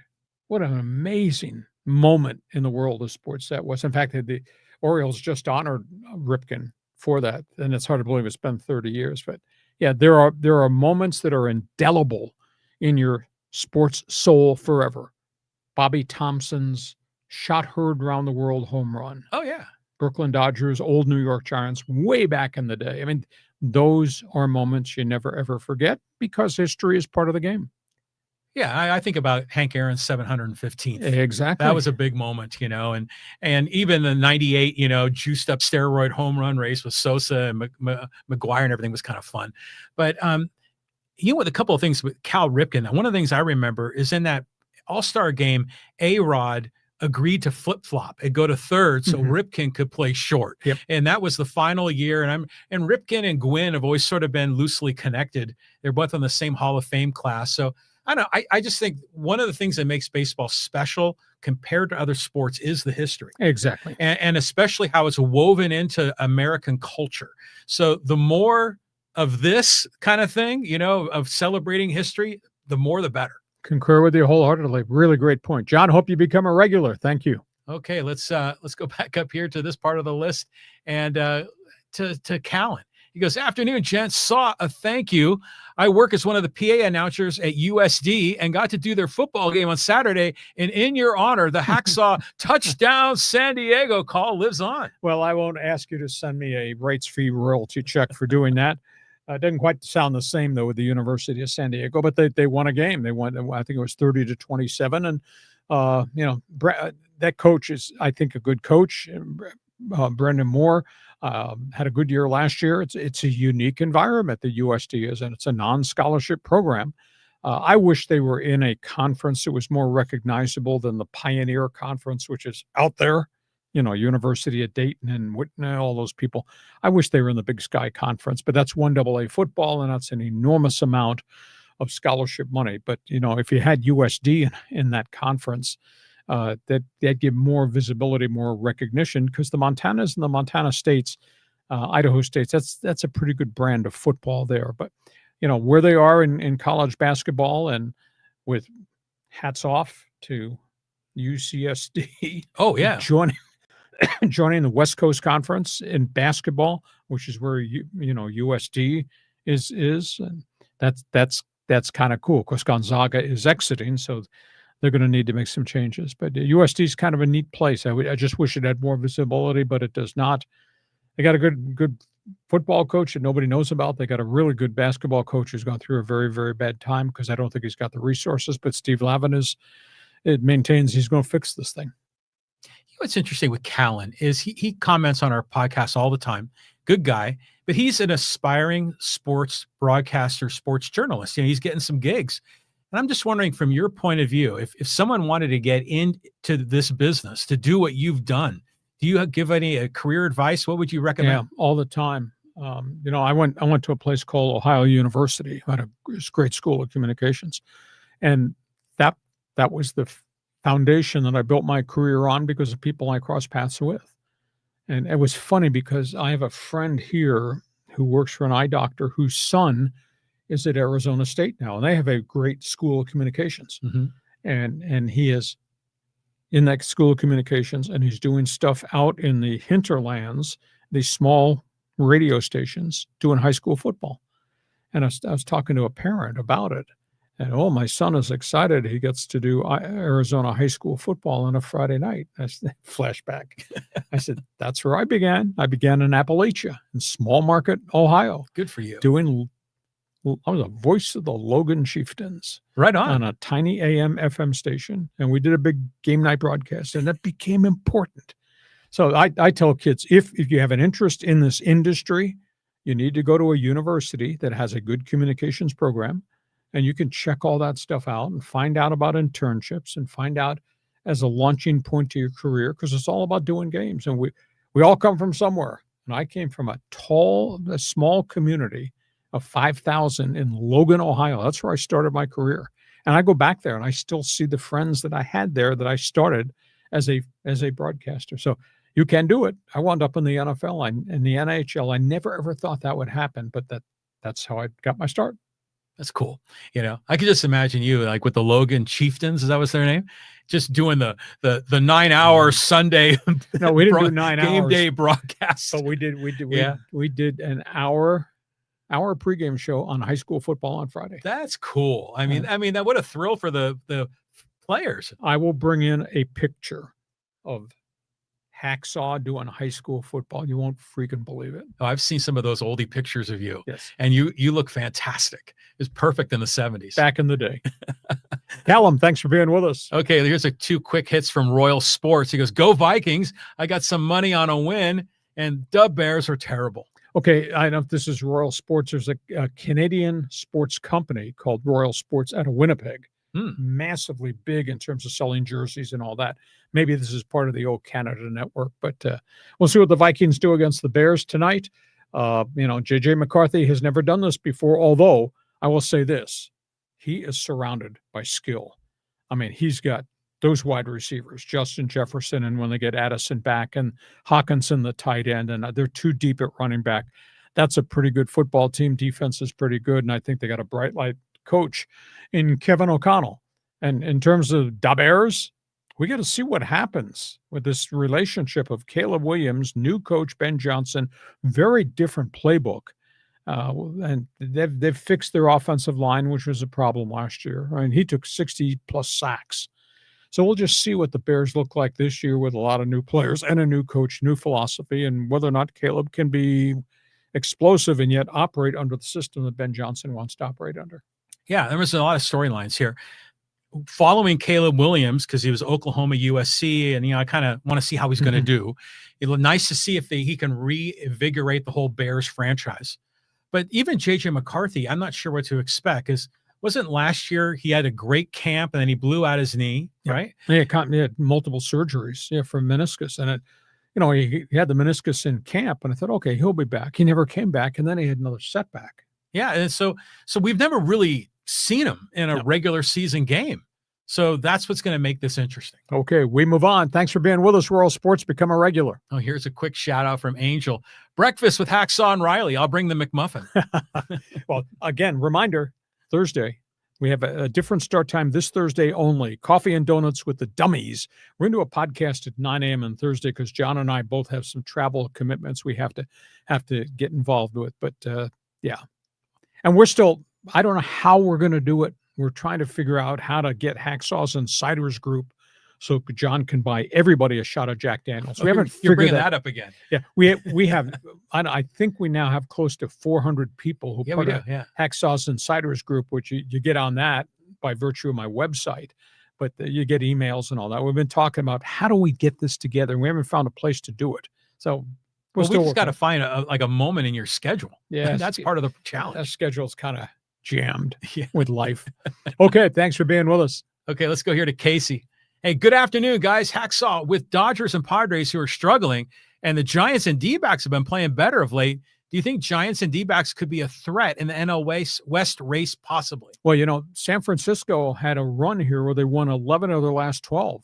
And I said, they're back. They had gotten within 4 games of the Padres, and then they started losing again. So I just don't know where San Francisco is, but San Francisco is going to play a bunch of games against the Dodgers, and they're going to, the Padres are still in the mix. So I think the Padres have the easier schedule because the Dodgers do have to play Philadelphia, and they got to play Seattle right at the end. And the Padres schedule a little bit easier, I think, going forward. They get Milwaukee, which is really good, but they get them here right towards the last week of the season, and will Milwaukee be in a position where we're going to rest our guys. So, but they still got to do it. 2 weeks ago when we were looking at the Dodgers Padres playing all these last place people, I said, no problem, we're going to hot streak together. I haven't seen any hot streaks here lately. Have you? No. I mean, you're still always looking over your shoulder. Not just at the Diamondbacks and the Giants, but the Reds are back there sort of cooking. The Mets had a hot spell. Now the Mets have given ground again. So we're all scoreboard watching this part of the year. But remember the year that was this? I think this is the one year when Holiday didn't touch home plate.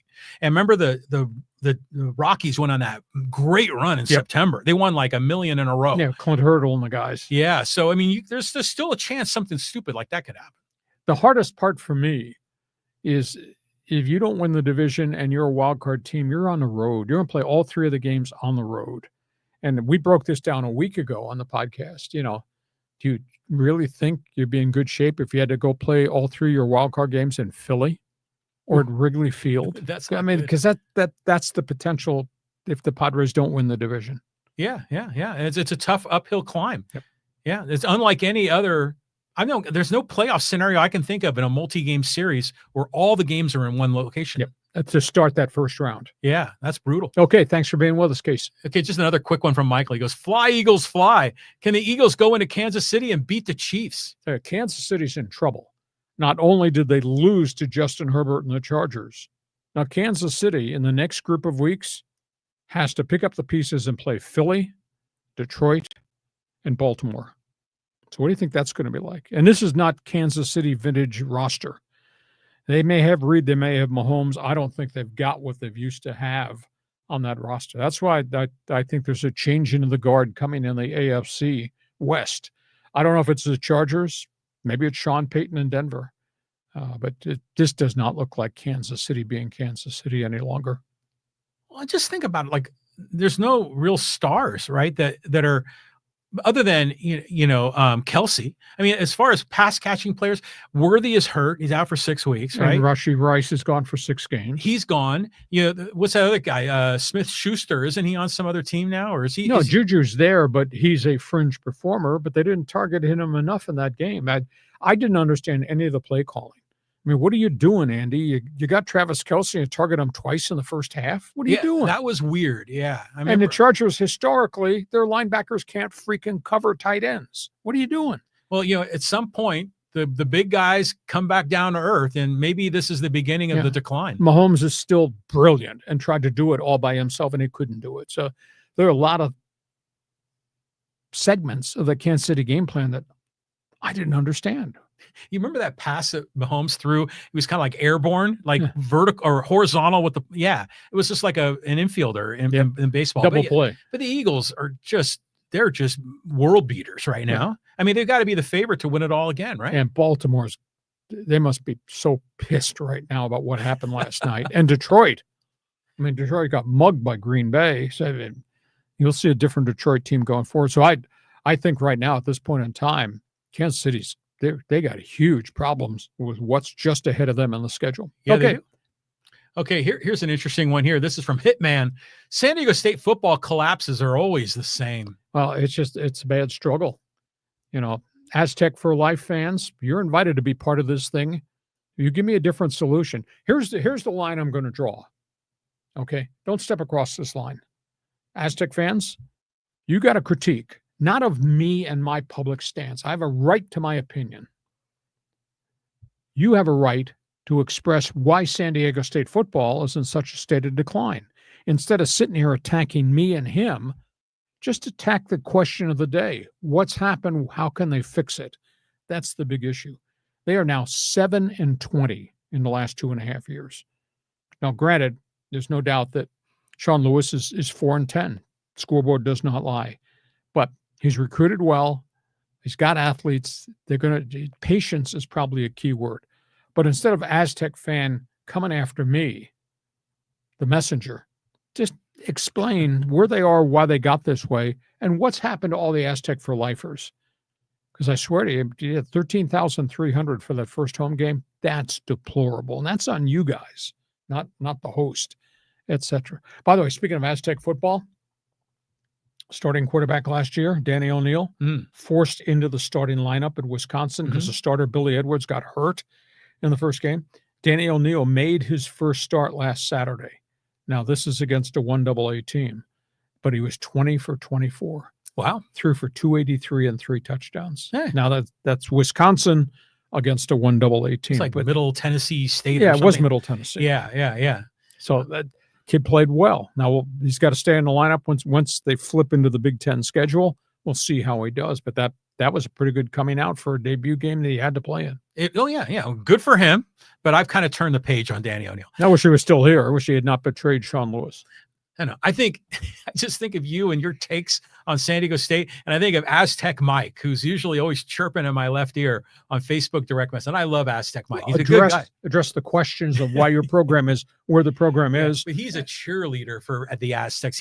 Everything is rosy. Explain why your best friends are not coming to the games, Aztec Mike. Yeah, exactly. Instead of attacking me. By the way, I was at the press conference. I asked all the legitimate questions at Sean Lewis's press conference and Brian Dutcher's press conference today because I cover it because I like it and I want to support it, but I have to ask the tough questions. Okay. What were the highlights from Dutcher? Actually, they're talking about they unveiled the complete basketball schedule. And they play Oregon, and they play Michigan, and they play Arizona, and then they'll probably play in the championship game of the Players Festival in Vegas. Hell yeah. That's 4 big-time non-conference teams. But Dutcher's base comment was, we build our resume in November. We qualify for the NCAA tournament by whom we play non-conference in November. It was a great sales pitch. And he talked obviously about the roster. I mean, I think this is the deepest roster they've had under Brian Dutcher. They had great players. No doubt about that. The Menses of the world, etc. This is the deepest, most talented, layered roster I think they've ever had. So this is going to be fun to watch. Oh, I can't wait. I mean, I literally cannot wait. And it's only, 2 months away, and I think they'll be able to get going. Yeah, now they're not going to have Magoon go out to start preseason camp. That might be late October. Okay. Again, he's coming off the 2 knee scopes. Yeah. But they should be excited. I mean, they've done a great job. He made a comment today I'd never thought about. He said, if you could chart all the players who transferred from schools, we probably have the least number of D1 transfers in the portal based on the culture of our program. He's right. He is right. And do you think there's any chance that Sean Lewis can take the football program to somewhere in the neighborhood of what Dutcher has done, being a Power 5 school in a non-Power 5 conference? That's a lot of work. But can it be done? I just want them to be what they used to be. I went back and did that research piece. I wrote a column about it. They were under Rocky Long and Brady Hoke. They were 106-48. That's good. That's phenomenal. Yeah. Now, do they get nationwide recognition? No. Do they get in the Pac-12? No. Were they really good at this level, that chosen level, the Mountain West? Damn right they were. That's where Sean Lewis has to get this thing back from. But that does not happen with a snap of the fingers overnight. That's why the word of the day is patience. You just need to have patience with the kid quarterback and see if they can grow it. Yeah, I'm okay with it. Kind of a little, it's not going to be a trajectory like this, but as long as Sean Lewis can kind of keep taking the steps, I'm good with it. But they got to win. Well, they got to win. I mean, that was a winnable game on Saturday. And they obviously haven't gotten close there. So I'm patient. We're going to cover the story the way it is. We're going to ask the pointed questions that need to be asked, and we'll see where it goes from there. Okay, let's move on. A couple more. Okay, a couple more here. And There's two good ones here. Let's go first to Bloody Holly. He goes, grateful for YouTube being free, but no pause, no rewind. That sucked bad. Not quite sure I understand that, because you can always go back and rewatch the podcast. No, but see, with smart TVs now, you can fast forward and rewind from a live program, which, for those of us that were raised with, rabbit ears with tinfoil on them, it's like a whole new thing. Okay, I understand that. But you can always go back and rewatch, because we're up. Once we put it up, once it's on the YouTube channel, it's there forever. Yeah. I know. I think it's cool. And it was interesting, that we were able to download the YouTube app onto the smart TV, and it didn't look like the clunky web interface. It was actually quite elegant in the way it performed on the television. I thought overall it was good. Oh, but the pregame, postgame show was horrible for that. I mean, it was just like watching Romper Room or something. Yeah, everybody had a shtick, and I mean, why they did that, I thought it degraded away. In fact, I was here with John, and we watched the Charger-Chief game. I said, please turn this noise off. I don't want to hear this noise in this pregame, and all these different people doing these different things, trying to draw attention to themselves and their shtick. And they're trying to shoot a person through a cannonball, over the goalpost. I'll pass on that. Just give me the opening kickoff, and John did. So, but there's so many quality pregame, postgame shows that are out there. There's a formula proven how it can work, and that what they did, which is stupid. Yeah, I concur. Okay, here's another comment about the show that I think it's worthy of bringing up from Angel. He goes, I love when the NFL goes international, but not for the regular season. They should do it in preseason, just like in the 1980s. Well, they've done it, but again, you draw bigger crowds, which equates to bigger money revenue streams if you do it in regular season, because these games are important. I did games as a voice of the Chargers. We were in Japan and we played in Germany, and they were just fascinating experiences. But at the end of the day, if it's a regular season game with real importance, like Chargers Chiefs, that's why I drew 17.7 million on Friday night on TV, which is an unbelievable TV number. It's not the greatest of all time, but it's damn close. Yeah, I mean, preseason games they don't really count, and I'd imagine, like, if you're in Germany or wherever, and your NFL team's coming in and it's like a preseason game, you're like, it's just, it doesn't have the same, value. Yeah. But overall, I love it. I love how they're going international. Spread, Johnny Appleseed, spread the news, spread the message, and get more people enjoying the NFL. It's all good. I concur. And that's why they're expanding. I mean, 7 international games this year? I mean, the international games played in England, and now they're going to go to France. They're going to go to Spain. They've been spectacular. Yeah, it'd be interesting, really, though, to talk to a NFL fan in a foreign country and say, okay, really, do you prefer the NFL or do you prefer, soccer? But those NFL fans over there, the most part, there's probably used to be here that live over there. Right. Now, there's no doubt you'll get Manchester United, Liverpool soccer fan will be wearing somebody's jersey, and he'll go to the game because it's the thing to do. But I would think an awful lot of the fans that are going to these games abroad in London, all the ones at Wembley Stadium, I think have been in America and have sampled NFL football here, and they've gone back there. Yeah. Okay, move on. Moving on. Okay, here's first-time guy Todd. First-time message. Padre fan here. San Diego has it easier. Oh, so he looked at the base of the schedule. I think they do right now. And again, that's because the Giants have gotten kind of scary again. And obviously Seattle's in a dogfight. So who plays who? You look at the makeup. Now, I'll say this. The Padres going cross-country this late in the season, that they have to go to the Citi Field and play the Mets, and the Mets are in a fight for their life right now. The thing that helps them, they get Milwaukee the final week of the season, but Milwaukee, in all likelihood, is probably sitting there going to rest their players because they've won that division. So, but I can't trust the Padres starting rotation, and he can't trust the Dodger bullpen. So this thing is wild, and they both got 19 games left. Todd, thanks for being with us. Yeah. I mean, I agree. I think the Padres got a little bit easier, but it's still going to be crazy going down the stretch. It's going to be so much fun to watch. Okay, and there's one other one in here I wanted to get to before we get to social media. And this is for another first-timer from John. Andrew Friedman is an idiot. Well, I wouldn't say that. I just don't understand the rationale. When you got the resources, his farm system is loaded. You trade one of those guys and you go get the right reliever who's a closer. And I don't think that they did. And here they are at the end of the day. They're as in bad shape right now in mid-September in the bullpen as they were August 31st in the bullpen as the deadline was approaching.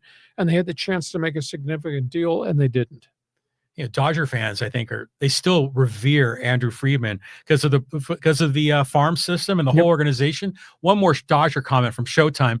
Never seen a team be 1 out away from a no-no and blow it. It's just ridiculous. Teoscar and Pages need to play better, bottom line. Well, defensively, there are a lot of lapses. I mean, but again, this is not Mookie Betts creating an error and making a mistake, but it's the other guys. I mean, they got problems in center. They got problems in right. And it's just a big issue.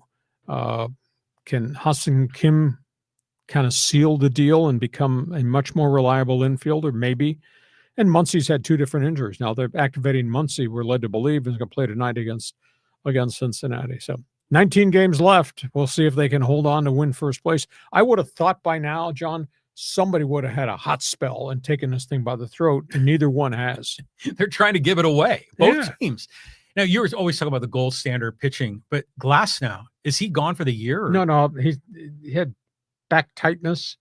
I think he's going to try to pitch at the end of this week. They don't seem to be alarmed, but it flared again. He's such a mechanical nightmare, and different things keep happening to him as they've tried to refine his delivery.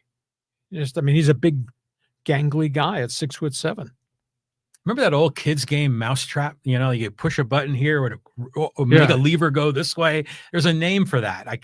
Some psychologist cooked it up. But that's what I think about Tyler Glass now. With all these levers and limbs and everything else, you throw one thing off and it throws something else off. Yeah, it's good comparison. And he says, I've adjusted and I'm doing this, and all of a sudden I get a problem in my neck. Yeah. Or I make an adjustment to my delivery. Now I got a problem in my elbow. And this is all an end result because he had problems. He's had chronic elbow forearm problems his whole career, going all the way back to Pittsburgh through Tampa. So they've tried to make adjustments, and something else crops up as they've made these adjustments. Just been a ridiculous season for both of these teams. Yeah, very much so. Okay, let's go to social media, get a couple of our friends here involved. And this, again, the rivalry is amazing. This is from Big Rick Dog. He goes, Padres only have a bunch of good players, not a team. They worry about the Dodgers, and the Dodgers don't care about them. The only team in California not to win a World Series? LOL, losers. Just feel free to throw a hand grenade down I-5 towards San Diego fan. But, I mean, Dave Roberts has openly admitted this has just become a fierce rivalry. And I'll tell you, Petco Park is it is electric when the Dodgers play here. And Dodger fans do come and pay the prices and sit, and they get their seats too. It's just a great, great rivalry. So I don't think we can ignore that it's big brother versus little brother anymore, even though my partner sometimes likes to throw that out there. The Padres are damn good. But, until the Padres in the World Series, the Dodgers are the ones that have accomplished a hell of a lot more than the Padres have recently. Yeah, you got to put up or shut up. But he's right. I mean, the only team hasn't won one. I mean, the Giants, the A's, the Angels, the Dodgers. What the hell? Come on, Padres. Okay. All right. I like this question. This is from Callan. He goes, I forgot to ask you on Thursday. UC San Diego to the West Coast Conference. React to me. Good move. I mean, you consider where they've gone from 4 years from Division I into the Big West, which I thought was a weird fit. And then obviously now to the West Coast Conference. But the West Coast conference will be different. The minute Gonzaga leaves at the end of the basketball season, and then those guys all go to the Pac-12. Now the West Coast Conference is going to be a different type of conference. So now there's talk out there that they may try to get UCSB, Cal Santa Barbara, which has got a nice small basketball tradition. They may try to get them to come on board. So the West Coast Conference it will be at a different level. But UCSD, that was a mystical year last season. Now everybody's gone. This is a clean piece of paper as they promote that coach from within. He's got to go get more players, and we'll see what this basketball season's like. They're building a dynasty at UCSD. I could just see it. This is great as an alum. I'm so thrilled. You're telling me it was not one and done? Hopefully not. But it's interesting because when I saw this question here from Callan, and I went back and looked at the lineup of the West Coast Conference and the Big West, and I'm like, okay, what are the big differences? And the Big West has really no presence in the San Francisco Bay Area, has no real presence anymore with Gonzaga in the Seattle area or not in the Portland area. So there's a lot more media markets, I think, which is good for UCSD. And the UCSD has often been kind of a little bit arrogant about their academics and their research and all the things that go on there. And they like to be associated with other schools like that. And you're like, oh, Cal State Fullerton, Long Beach, good schools, but it's not UCSD level. No. So it makes sense that Santa Barbara might join them. But in the end, I think this could be good for UCSD. Plus, they get the rivalry right here across town with USD. Yeah, and there's talk about, well, we'll have a rivalry with Pepperdine and Loyola Marymount, but those schools are not annually, year by year, great basketball programs. I mean, it's a mishmash conference in terms of legacy. There's not a lot of legacy now that Gonzaga will be stepping out at the end of the winter. And, by the way, St. Mary's is in the WCC. Their head coach, Randy Bennett, UCSD alum. Exactly. So lots of connections. Yeah. So a chance for somebody else to step up and be the flagship. But you got to do it on the court. You got to prove it. I mean, St. Mary's has been really good. Gonzaga has owned it. Is anybody here now going to replace Gonzaga? I don't know, but there'll be an opportunity. Yeah. We'll see how this goes. Okay. Let's do one more here. One more, and okay, here's talk a different topic. We'll talk golf. And this is with DSB. He goes, the LIVers made their decision. They sold their souls and took the cash. Enjoy the yachts and meaningless trophies. Well, it's going to be interesting because Tiger Woods is now going to have a lot of input as the head of the, quote, PGA's future committee. And it's going to be input not just about the changing of the game of golf, but it's going to be the input about the marketing of the game and TV network contracts and programming of the game. But it's obvious and it's evident to me that this LIV merger is kind of dead in the water because the PGA rejected the last LIV offer. LIV offered a lot of money to come in to run the European division. But the LIV wants to keep team play in. The PGA says that has no bearing on anything. We don't want that. Everybody likes medal play, stroke play, etc. That's the personality of who we are. So Tiger comes on board to lead the Futures Committee. And still out there is, what are you going to do with the guys who defected? They should not be allowed back in free without a penalty or an entrance fee to come back. So this thing seems to be farther apart now than it was before. And nobody's paying attention to LIV golf. You don't know when they play, where they play, etc. They can play on the Trump courses. Doesn't mean a hill of beans here in the country. And now PGA is developing its next wave of pretty good young golfers that everybody's paying more attention to. He's the perfect guy to do it. Because not only does he have the golf knowledge, but wherever he goes, they're going to pay attention to him. And so if he can find a way to make the sport better, and maybe be the matchmaker that brings these two sides together. But in terms of being an innovator, I trust Tiger Woods. I think he has the right judgment for this job. It'll be fun to see. But again, when they asked him to be the leader of the, quote, Futures Committee, they said, do not pay attention to anything LIV related. That's a separate business thing that's got to be resolved. So his whole thing is the PGA, the packaging of the games or the events, the marketing of the events on TV, etc. Because there is another wave of good young guys are arriving on the PGA Tour, and we're not paying any attention. As much as I hate to say it, we don't pay any attention to Phil Mickelson or Dustin Johnson. And if John Rahm wants to come back, then he'll come back, and he's still a great golfer. And Brooks Koepka is a great golfer, but it's going to have to be under a set of rules in which you got to pay a penalty for what you did because you violated your tour card. Ignore the elephant in the room. It's a big elephant. It is. I mean, they really need to holistically solve this. That's more important than coming up with a new way to do a tournament or having some kind of a rotation of different courses for PGA. You need to solve this merger. Yeah. And until that's solved, then everything else is meaningless. Listen, we hope you have enjoyed this. Just a program note, we have a special Thursday starting time. Coffee and donuts with the dummies. We're going to be on the air Thursday at 9 a.m. Pacific because we both have travel commitments on the weekend. So hope you'll join us for the live stream. If you can't make it at 9 a.m., it'll be up there on the YouTube channel for you to check out all along. This podcast brought to you by DIXIELINE Lumber and Home Centers, 9 locations to serve you in San Diego. Got ideas? They got materials. Want ideas? They can be your best friend, your consultant. Just go to DIXIELINE.com to see all the things they have to offer. It's just great to have you be part of this podcast. The numbers of subscribers on all the different platforms is absolutely through the roof. It's gone places we've never, ever thought it would go. We're glad that you're part of making the commitment to be with us on Thursday, because we do sports talk the way it should be done.